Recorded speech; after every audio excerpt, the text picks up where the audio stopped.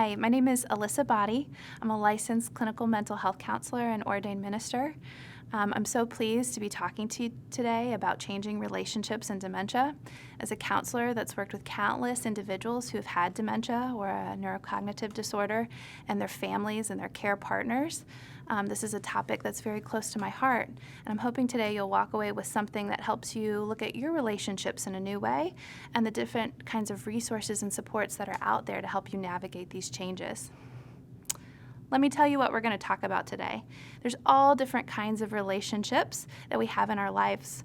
A huge chunk of that is friendships in our social support circle. In addition, we have romantic relationships, people we're partnered with, and we have our families.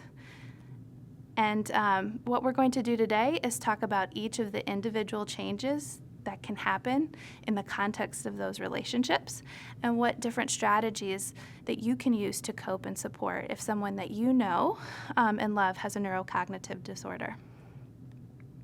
So let's get started.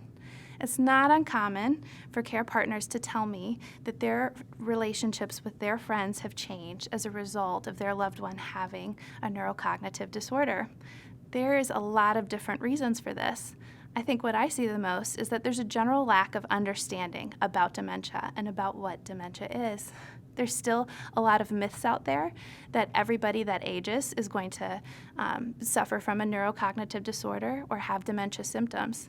In addition, because people don't very often see it as a medical condition, there can be a lot of misunderstanding of why an individual is behaving or communicating a certain way. If someone's wandering around and they haven't done that before, we want to know why. If somebody says something off-putting and we haven't communicated with them in that way before, we would be concerned and confused. And so very often, as individuals with dementia either choose not to share with people that they have something going on with their brain that might make them act or behave a certain way, or if they choose to share because of the general misunderstanding, friends just don't get it. And they can take those behaviors or those ways of communicating personally. In addition, it's not uncommon for a couple or a dyad, somebody that has a neurocognitive disorder, to realize that their friendship circle is shrinking. For very many, we are scared to learn that someone that we care about, even a casual friend, might have dementia. And because we are scared and nervous and don't know what to expect, it's not uncommon for people to push people away. And so I've heard many care partners and caregivers say, I just feel like people disappeared. There was no fight, there was no confrontation, there was no problem, but they're just gone. And that can be really difficult for people that have been in our lives for many years or have played critical roles in our support system, for them to ghost us, as the young kids say. In addition, I think many people, because someone they love has dementia, find that they might be unable to participate in the same social environments that they were in before.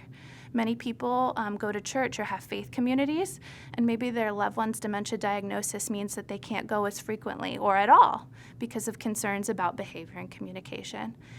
In the same way as individuals with dementia often experience apathy and a lack of interest in things that they previously were really important to them, they might think to themselves, I don't see the point of going to gardening club anymore. I don't see the point of meeting with these friends anymore. And that can be difficult when those opportunities to engage with your friends that felt natural and normal and was just a regular part of your life begin to diminish. Your friendships can change because of that. Another thing that I see that a lot of people don't talk about is our lack of willingness to allow others to help. Very often, I have sat in my counseling office with a care partner, and we've been discussing how their friendships have been changing as a part of this diagnosis. And I will say, well, have you talked to so-and-so about it? Have you asked so-and-so if they'd be willing to help? And they would say, no, I just can't. We can't ask that of other people. And so there are many people that maybe they are not off-put by somebody's behavior or communication. Maybe they have decided they do not want to be a part of that shrinking friendship circle. They want to be there for you and to help you and your family through this, but you are unwilling or unable to let them in and to allow people to help. And this might surprise you, but when friends want to help us and we don't let them, that hurts friendships too. And so it's really important for us to think about all the different factors that might go into why our friendships with people are changing because of dementia. So as much as I've named this reality, that friendships change when somebody gets a dementia diagnosis, I think it's equally important to name how we can cope, how hundreds of families and individuals learn to adapt with friendships changing, and what that means for them. It would not surprise you that as a counselor, I think feelings are really important. And so one of the first coping strategies that I work with care partners to address is it's really important to name our feelings of grief and loss and to allow ourselves to engage in rituals and behaviors and things that acknowledge that things have changed. Very often in our world, we are hurried on to just accept it, be okay with it, adapt to it. But it's really important to take that pause and to say, no, I'm hurt, I'm angry, I'm sad, I'm disappointed, I'm surprised by how my friendships are changing, and to be able to do things that acknowledge and create space for those feelings. In addition, I think it's really important to remain open to creating and deepening new friendships. There's nothing that I love more than to be having and hosting a support group for care partners where I see two care partners connecting and getting lunch after the support group, or using each other as emergency plans, for their loved ones when things go awry. As much as I've seen care partners struggle with their shrinking friendship circle, I've also seen them time and time again make new friends with people they would have never met before at a caregiver conference, at a support group, somebody in their faith community or in their neighborhood that they would have never spoken to before, that they made that connection deliberately because somebody that they know and love has dementia too. And so I think it's really important to notice that as much as things change by shrinking, they can also change through growth. And new friends that understand the diagnosis and can be supportive for you are available. I also think it's really important to identify the safe people in our lives. When you think about your circle of friends, there are people that I know that you could probably name to me right now if we were having a one-to-one conversation that you would say, I cannot talk to them about this. And as a counselor, I would say, you are absolutely right. Do not talk to them about this. They are not safe people. When I'm talking about a safe person, I'm referring to somebody that's non-judgmental, that practices not labeling things good or bad, or giving their unsolicited advice and support. We're really thinking of people that give us unconditional support. Even if we do something that they disagree with, they're still going to be in our lives because they've chosen to be. And I really think it's important to have people that are good listeners. Lots of people will have lots of advice about what you should do. When we're identifying the safe people, we're looking for people that just want to be present with you in this caregiving journey and are willing to listen and be there for you no matter what. I think it's also really important to practice vulnerability and authenticity. You need to be able to speak openly about your experiences and creating destigmatizing spaces and places. There's nothing that I love more than when I'm in a support group and all of a sudden a caregiver will say, I want to talk about sex. Or has anybody else experienced having their loved one pee in a place that is not the bathroom? That is very, very, very difficult to do when we've been given so many messages by society and culture that it's not okay to talk about those things, and that when we're a care partner, we just need to keep a smile on, be happy, and be grateful that that person is still with us. And so it's really important for us to be able to name hard truths. Once we've identified those safe people, we need to be able to talk about how things really are, the things that we're really struggling with. And that's a personal self-discipline to say, this is really uncomfortable for me to say, but I know you're a safe person, and I'm going to talk about this with you. In addition, we need to be inviting our friends to educational opportunities.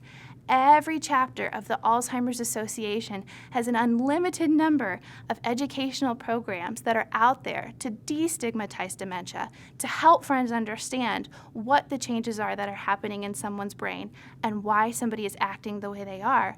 By inviting our friends into this inner circle, we're saying, hey, this is no different than diabetes or, congenital heart failure. I want you to know about this, and I want to invite you in so you can know what we're going through and what our experience is. And of course, I think it's always important to ask for help. And I put in quotation marks with specifics of trusted friends. Very often, it's not uncommon to say, a friend will offer to help. Hey, if you need anything, let me know. What I would like you to think about and do and say, I do need some help. I really need someone to mow the lawn. Are you available Tuesday? A lot of times people want to show up for us and they don't know how. And you are the expert on you and what you need. And by willing to be able to ask for help with specific information of these trusted friends and safe spaces, you'll be surprised about the people that are still in your corner willing to help.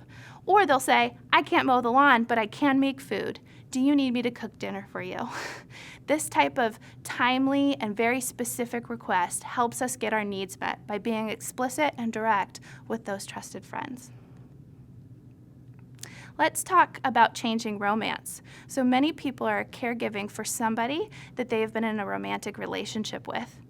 And of course, romance and that partnership and that loving connection changes because of the dementia process. First, there's the stress of caregiving. There are a lot of things to do as a caregiver. I don't have to name them for you because if you're watching this video, you know what those are. And when we are in constant and chronic stressful situations, it very often plays a role in our partnerships with people. I know when I'm stressed at work, my romantic relationship doesn't always go the best, and the same is true of caregiving. In addition, many people have to learn new skills and responsibilities. As a couple, oftentimes there have been either unspoken or direct and explicit conversations about who does what. You get the oil changed in the car. I cook dinner. You manage the finances. And I make sure the pets go to the veterinarian. A lot of times, as a caregiver has to take on more and more responsibility, they not only have to take those on, they might have to actually learn a new skill. And that can be very challenging when you've already got a lot on your plate. You've taken that stress and you've added the extra stress of having to learn how to do something or take care of something that wasn't yours and hasn't been that way for possibly many, many years. In addition, not everybody enters their dementia journey with a beautiful, loving marriage or a beautiful, loving partnership that has been filled with nothing but positivity and love and connection. Very often, there has been previous conflict. Those same old fights that you had before are happening even now, even though someone has dementia. Not to mention that a lot of couples have chosen to stay together, even though there may have been huge violations of trust, like infidelity. All of that conflict doesn't go away just because somebody now has dementia. You're having to learn how to navigate that conflict while one of you is having something happen and change in their brain, and that's very challenging. In addition, there are a lot of changes in sex life and intimacy. How often you're able to have sex, how mechanically that works. What does it feel like to have sex or to have intimate relations with somebody that might not always be there, might not always be able to verbalize, might not always be able to communicate, might do different things than what they did before. And that can create a difficult dynamic of having to talk openly and do a lot of adaptation and problem solving that you didn't have to do before in order to experience that intimacy. So once again, even though these are all realities, what can you do to cope? I think the most important thing is to educate yourself about the disease. The more you know, the more options there are to determine if you need to develop new skills, if you need to have different conversations, if you need to bring in more support. So the more you know about what specifically your partner is going through and how that's affecting your changing romantic relationship, you're better prepared to cope. In addition, once again, counselor feelings, important to me. It's really important to accept your emotions and to create space to grieve and mourn. Change is hard. There will always be negative feelings associated with change. And the more that you're able to name them and find safe spaces to process them and work through them, the less that they leave you, I say, in the lurch. You're able to really work through them instead of them having sit heavy on you all the time. In addition, it's really important to invest in relationships through connection. And when I say connection, I mean quality time, touch. Just because someone has dementia does not mean that they don't have the ability to feel and receive love. Sometimes they might have difficulty giving it, but the more that you as a caregiver can think of ways, how can I connect with this person? Even if it's different than before, or even if I have to use a different means than I did before, what is helping them feel love? The more love and connection that there's multiple research studies that show that there's less neuropsychiatric symptoms of dementia and behaviors when we're able to make that positive and influential connection, and it makes a difference. Additionally, it's really important for you to spend time with other social relationships. This is true for any relationship, regardless of whether a person has dementia or not. The more that we have other relationships, the less intense it feels when something goes wrong in our current and primary relationship. I know that when I have an argument with my partner, do you know what helps? Going out with my friends, getting my mind off of it, distracting, maybe talking about it if they're safe people. And the same is true when your loved one has dementia. It's really important to help your romantic partnership by having other relationships. And sometimes that seems antithetical to the way we think, that we need to be with that person all the time, no matter what, and that's what's helping them.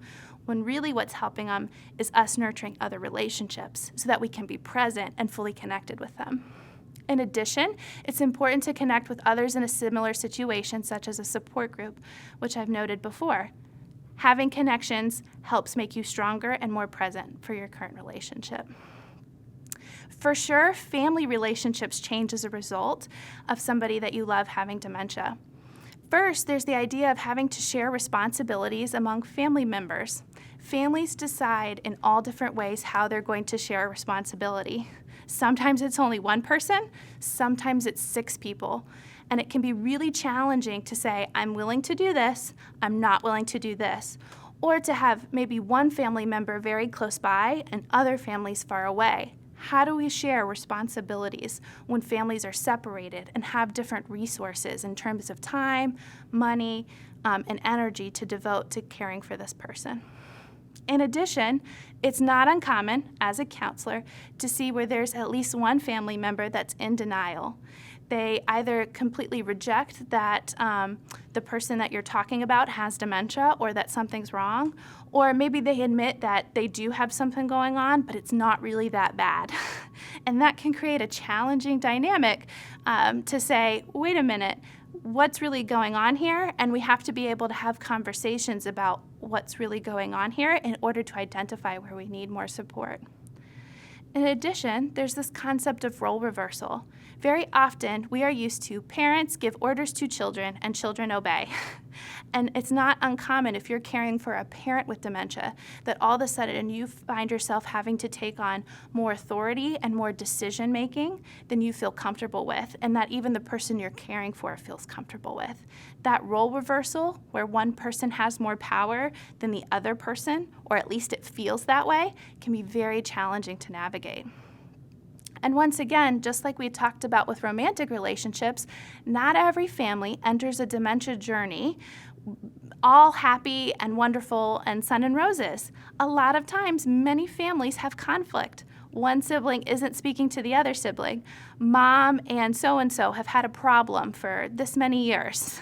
And so what you're doing is you're taking a family already in conflict and putting them in a stressful situation and saying, here, thrive.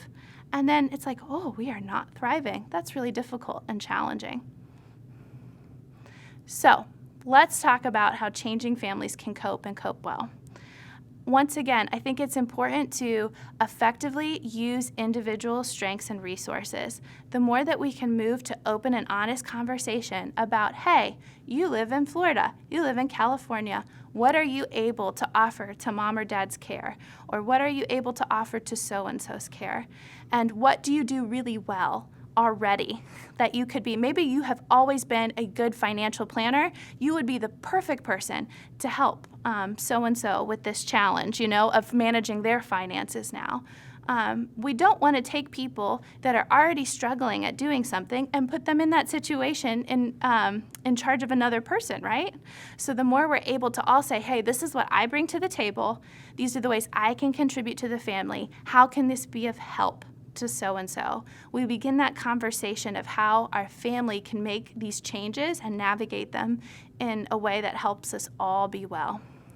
In addition, I think it's important to create regular family meetings to discuss the ongoing roles and responsibilities with regularity.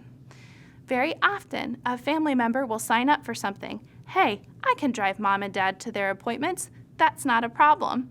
And then 2 months in, 3 months in, the situation may have changed, or that person may realize that they agreed to something that may not totally be in their ability to accomplish. And so it's really important not to wait for somebody to get upset or resentful or just quit, but to create regular family meetings that we can anticipate, hey, in 3 months, we're going to talk about this again.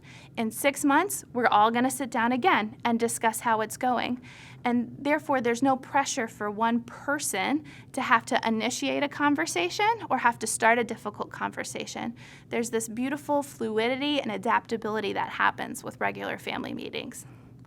In addition, I think it's really important to encourage adult children to attend support groups and educational events themselves. Once again, the more that you know, the more prepared you are to identify what coping strategies need to be in place. And so we want to include auxiliary members of the family. If they are part of that care team, we want them to feel equipped and prepared by inviting them to everything, by taking an invitational approach to say, if you would like to learn more, if you would like to be involved more, if you need more support, here's what I'm doing and what I've learned from. In addition, I do think it's important to consider using a professional, like a family therapist, to help navigate ongoing conflict. Many families don't have the skills to have these conversations and stay calm and grounded and to be able to engage in really creative problem solving. That professional creates a space where everybody's able to feel safe and to feel like they're valued and to show up as completely themselves while knowing that that person is helping them navigate that issue and working towards problem solving and solutions. There are some other resources that are available besides what we've talked about. I think one thing that families should consider if someone they love has a diagnosis is a caregiving sign-up website. I've listed one here, but there are many there. I get no kickbacks from them. I have no relationship with them, but I've heard of caregivers using something like this. Having a website to be able to name those explicit and specific needs we talked about and have the immediate people in your care team and support team be able to sign up for them or to say, hey, we know so-and-so needs a ride.